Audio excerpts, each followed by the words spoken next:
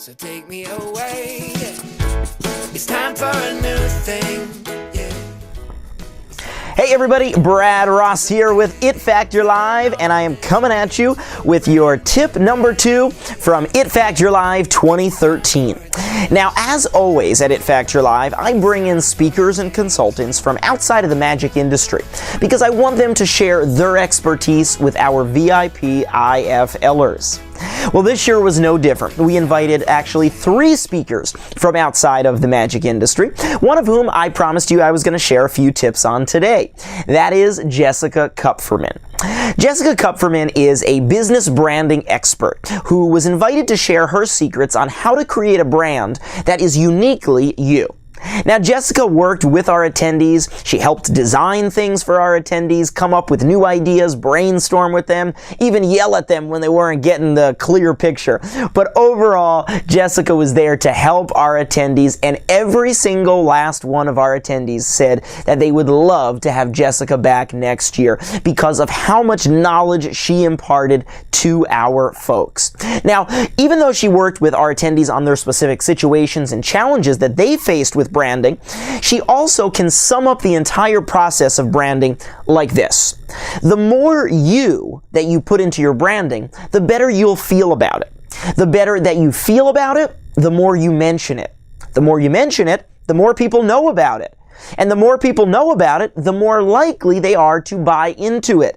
And then you've got yourself a bangin' business.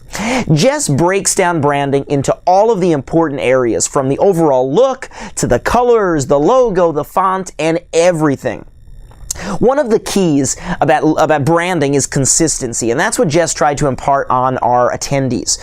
Magicians tend to fall into the category of being the generic magician, as I've talked about on past webinars. I even talked about it on the Amazing System Show Booking Reinvented webinar with David Farr quite a lot earlier this fall.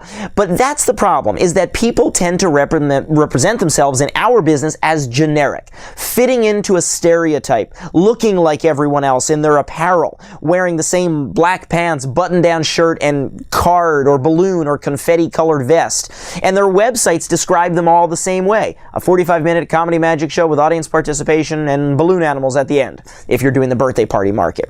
But it's so important that everything you do in your branding be uniquely you.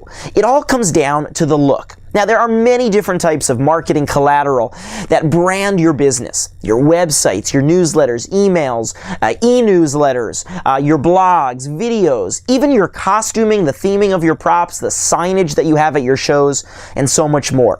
Even your domain name should be part of your branding efforts.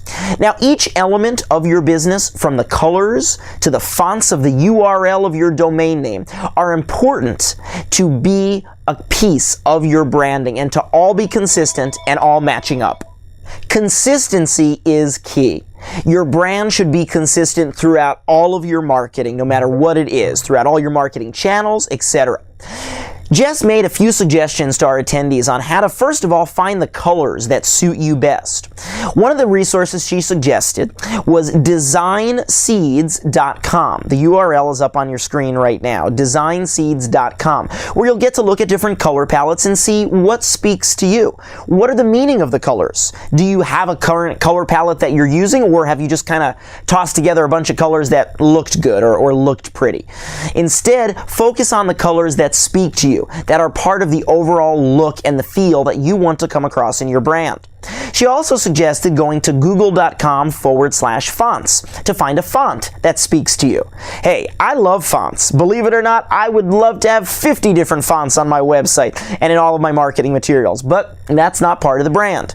You want the fonts to be consistent. So again, you can go to google.com/fonts and you can examine and see what type of fonts are out there that are friendly for the internet and that you can use on a website, as well as right there in your printed marketing materials and everything else. Now, of course, to catch all of Jess's really top secret branding hints and strategies and techniques, that's inside her full presentation that was captured on DVD and will be released as part of the It Factor Live 2013 DVD home study system.